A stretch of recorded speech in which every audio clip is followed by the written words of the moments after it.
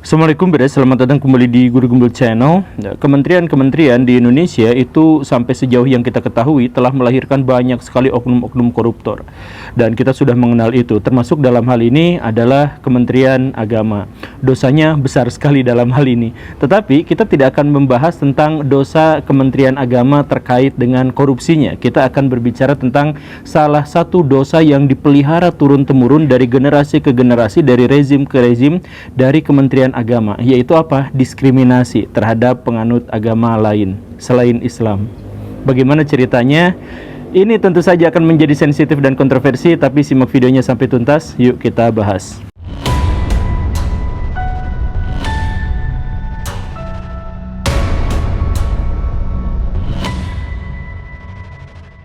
Di awal-awal saya ngonten, saya pernah bikin ribut orang-orang Bali karena video saya itu ternyata menghasilkan kontroversi yang sangat luar biasa, termasuk Pak Anand Krishna itu ikut membela saya dalam polemik itu. Apa yang saya sampaikan di video itu adalah bahwa sejatinya saya katakan bahwa orang Bali itu bukan menganut ajaran agama Hindu, atau secara tidak ketat tidak harus disebut agama Hindu.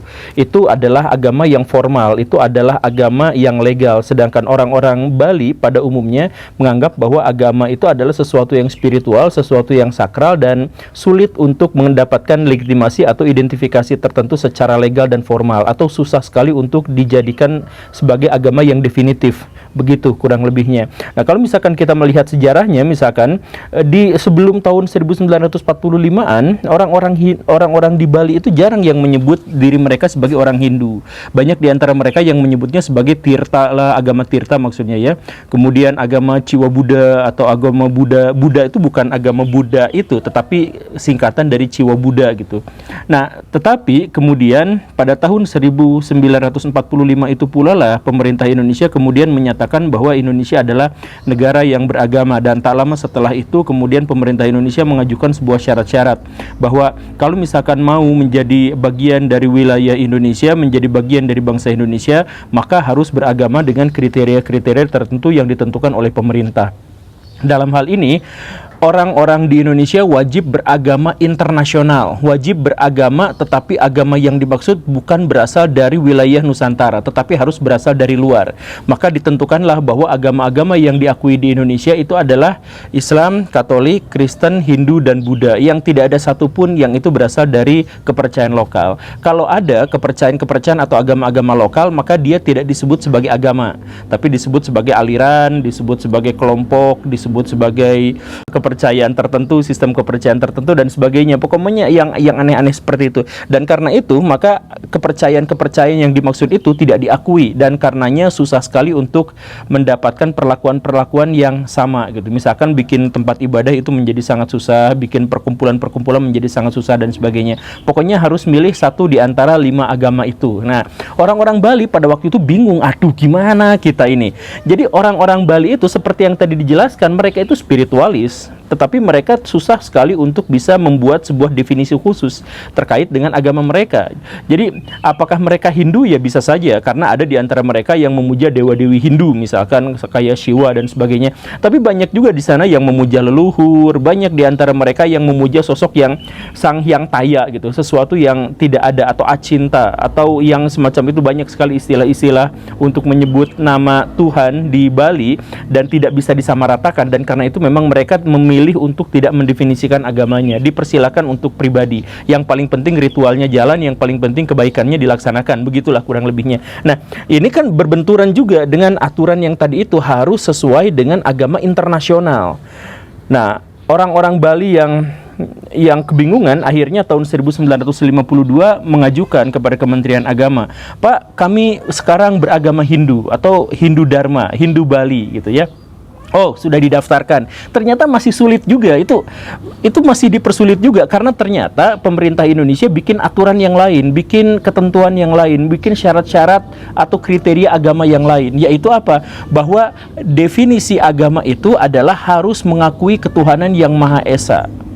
Nah, ini aneh lagi. Kalau misalkan Baraya ngecek misalkan kamus-kamus berbahasa Inggris atau kamus-kamus berbahasa apapun, agama itu relatif tidak terdefinisikan karena memang terlalu banyak variasinya, terlalu banyak penggolongannya sehingga tidak bisa atau sangat sulit untuk bisa didefinisikan. Ini juga yang dulu pernah saya sampaikan ke Coki, misalkan orang ateis itu tidak bisa didefinisikan karena bahkan Tuhannya tidak bisa didefinisikan, agamanya tidak bisa didefinisikan. Kalau agama dan Tuhan tidak bisa didefinisikan, maka sesuatu yang menyangkal agama dan Tuhan juga tidak bisa diakui definisinya, kan begitu. Nah, termasuk juga orang-orang Hindu pada waktu itu juga bingung lah. Kami juga harus monoteis, harus mengakui ketuhanan yang Maha Esa.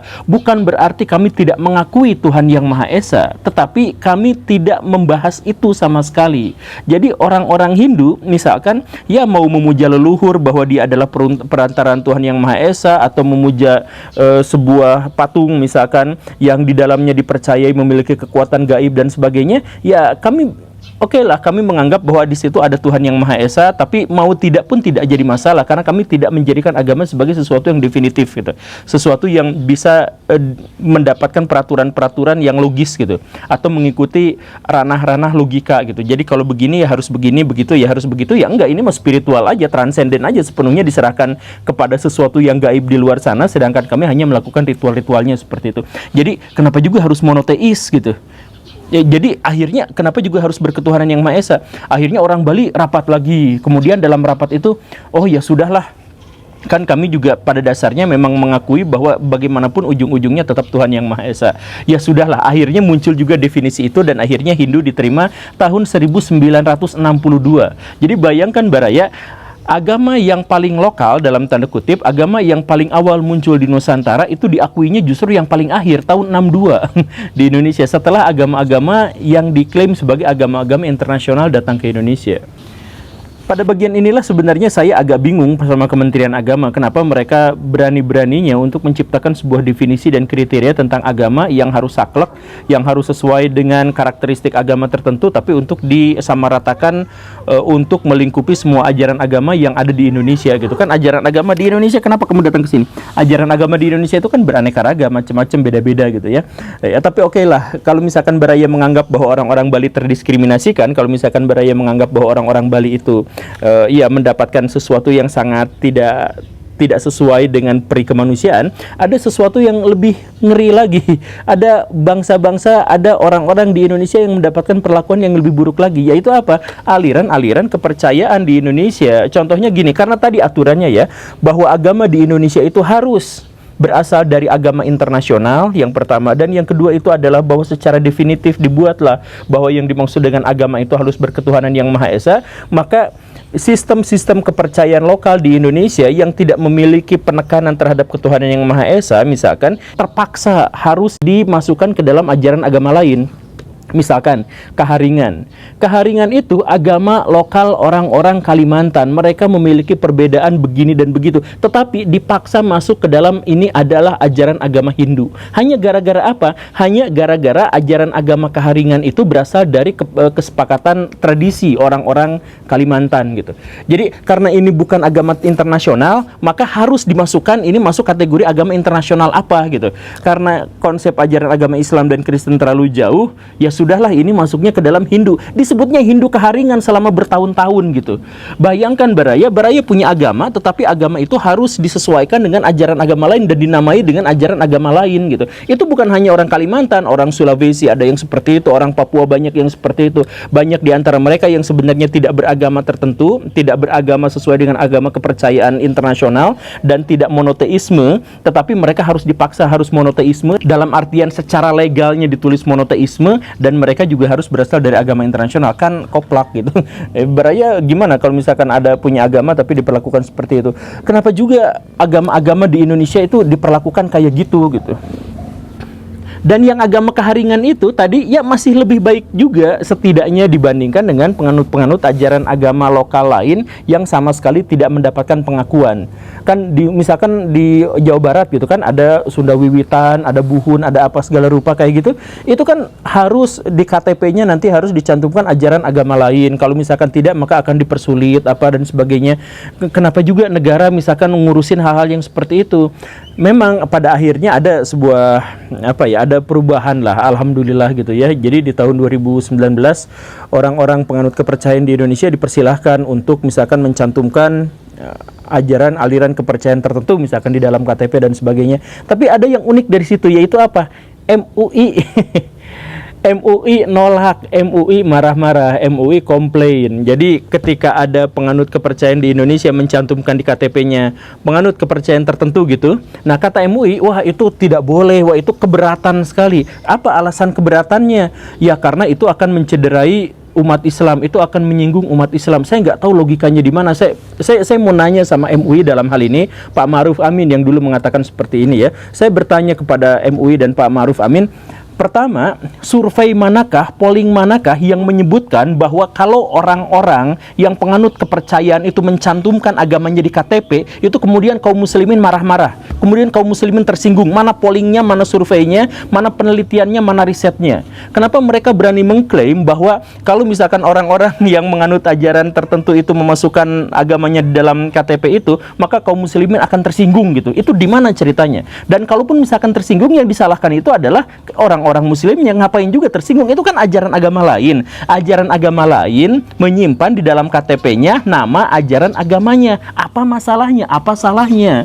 Kenapa MUI tiba-tiba pada waktu itu malah komplain, marah-marah, mengeluarkan sebuah fatwa, mengeluarkan sebuah rekomendasi. Rekomendasinya itu apa? Bahwa tidak usah dicantumkan ke dalam KTP, atau KTP-nya saja yang dirubah, KTP yang dibuat secara khusus untuk orang-orang yang menganut kepercayaan tertentu agar dia berhak ada di Indonesia. Ini logikanya di mana coba? Saya sebenarnya nggak paham juga itu logika berpikirnya MUI. Ya ini mah bukan penghakiman ya, ini saya bertanya kepada orang-orang MUI atau siapapun yang bisa menjawabnya. Saya nggak nemu logikanya gitu. Kenapa mereka ikut campur urusan agama lain gitu? Maksudnya kan kalau misalkan agama sendiri itu direcokin sama yang lain, itu bisa sampai penistaan agama, berapa orang yang dihukum penjara sekian tahun gitu kan. Tapi kenapa MUI-nya sendiri justru malah ikut campur urusan agama lain, mau mencantumkan di KTP aja dia yang komplain gitu. Tapi nah setelah saya pikir-pikir ini di mana logikanya, gimana gitu ya.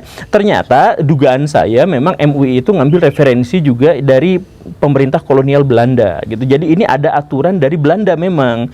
Jadi sejak zaman Hindia Belanda, agama yang diakui di Indonesia memang harus agama internasional.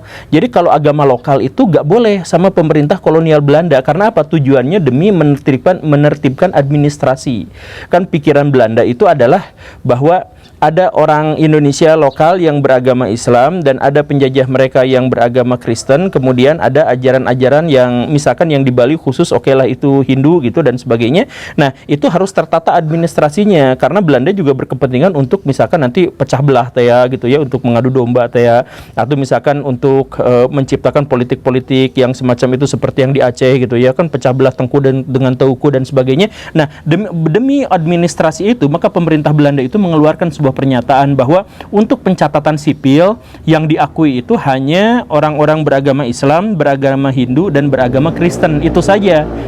Jadi kalau misalkan ada orang lain menikah misalkan dari kelompok ajaran agama lokal misalkan, itu masuknya ke dalam catatannya Islam. Kalau lokal, kalau pribumi lokal itu misalkan Islam. Begitu. Maka sebenarnya banyak sekali orang-orang di Indonesia itu yang Islam, tapi sebenarnya Islam nominal saja gitu. Bahkan sampai tahun 80-an sampai tahun 70-an banyak orang-orang Islam di Indonesia yang sama sekali tidak sholat, sama sekali tidak zakat, nggak pernah ke masjid, apa segala rupa gitu. Kemudian kepercayaannya juga bercampur dengan kepercayaan terhadap roh-roh halus, animisme, dinamisme dan sebagainya. Sampai tahun 80-an itu masih banyak di Indonesia. Bahkan ada sebuah referensi yang saya tidak menemukannya sekarang, tetapi di tahun 1910-20-an ketika masa kolonial Belanda, yang di Indonesia itu yang beragama Islam itu hanya sekitar 48% gitu. Sisanya kemudian ya beragama-agama lain gitu yang aneh-aneh, tapi kemudian itu dianggap sebagai beragama Islam, dan sedikit demi sedikit akhirnya memang bercampur dan berbaur, dan akhirnya beneran secara legal menjadi beragama Islam seperti yang kita kenal sekarang. Oh jadi memang MUI itu referensinya mungkin ya, pikiran saya, karena saya nggak menemukan arah pikirannya kemana gitu dengan tujuan ini, tapi oh mungkin juga dari pemerintah kolonial Belanda ini gitu. Dan akhirnya memang orang-orang beragama lokal di Indonesia itu sedikit sekali mendapatkan peluang gitu. Nah, kemudian ada kejadian yang lain lagi gitu, yaitu setelah tahun 65 di Indonesia itu kan ada pembantaian besar-besaran. Saya mohon maaf ya, ada sekitar 1 juta orang yang meninggal dunia akibat dianggap sebagai komunis atau dianggap sebagai orang-orang ateis. Kan komunis sama dengan ateis gitu, pikiran zaman dulu gitu ya. Nah, maka orang-orang yang penghayat kepercayaan di Indonesia itu banyak yang kemudian buru-buru masuk ke dalam ajaran agama. Dalam hal ini adalah Kristen dan Katolik gitu. Makanya khususnya ya di Jawa, orang-orang Jawa Tengah dan Jawa Timur itu kan banyak juga yang beragama Kristen dan Kristen Katolik gitu. Itu sebenarnya tidak secara tradisional mereka seperti itu, tetapi awalnya mereka itu adalah abangan atau mereka penghayat kepercayaan lokal. Tetapi karena khawatir dan takut dan memang diancam kalau misalkan agamanya tidak sesuai dengan ajaran agama internasional, maka sama dengan komunis, sama dengan ateis, maka dia harus dibantai juga. Nah, akhirnya banyak juga yang masuk ke dalam Kristen. Karena masuk Islam kan tidak mungkin juga, karena yang ngejar-ngejar mereka itu adalah yang beragama Islam gitu. Akhirnya banyak yang masuk ke dalam Kristen dan Katolik, begitu khususnya. Jadi proporsi agama di Indonesia yaitu misalkan Islam 87%, kemudian yang Kristen itu 6 atau 7%, kemudian yang Katolik 3%, Hindu 1, sekian persen, Buddha 0, sekian persen dan sebagainya, itu sebenarnya berasal dari kekuatan-kekuatan politik yang represif di Indonesia gitu. Nah, ini ya tentu saja saya ingin jelaskan begini Baraya. Memang benar kepercayaan-kepercayaan lokal di Indonesia itu tidak dalam tanda kutip sempurna gitu. Maksudnya mereka hanya memiliki kepercayaan tertentu kepada hal yang gaib, tetapi tidak memiliki sistem, tidak memiliki catatan, tidak memiliki sistem keorganisasian, dan karena itu tidak memiliki kekuatan politik gitu. Ya memang seperti itu. Dan karena itu banyak dari kepercayaan-kepercayaan lokal itu juga yang akhirnya berafiliasi tambal sulam dengan kepercayaan-kepercayaan yang lain, ya juga itu juga seperti itu. Tetapi bukan berarti mereka kemudian didiskriminasi, tidak diakui dan sebagainya. Bahkan sampai sekarang banyak orang-orang yang penghayat kepercayaan kalau ke sekolah harus pakai kerudung yang perempuannya gitu. Ini gimana peraturannya? Kalau misalkan ya, saya dalam hal ini beragama Islam dan saya tentu saja tidak setuju dengan ini. Karena apa? Karena ini tidak sesuai dengan ajaran agama Islam. Dalam ajaran agama Islam, misalkan syariat Islam itu tidak boleh diberlakukan kepada orang-orang non-muslim. Jadi misalkan kerudung gitu, hijab. Kan hijab itu adalah tanda bahwa dia adalah seorang Islam. Itu tanda kehormatan untuk perempuan-perempuan muslim. Jadi kalau misalkan orang-orang non-muslim dipaksa seperti itu mencampur adukan agama, itu pengkhianatan terhadap agama, itu adalah penistaan terhadap agama. Tapi kan dipaksakan seperti itu gitu.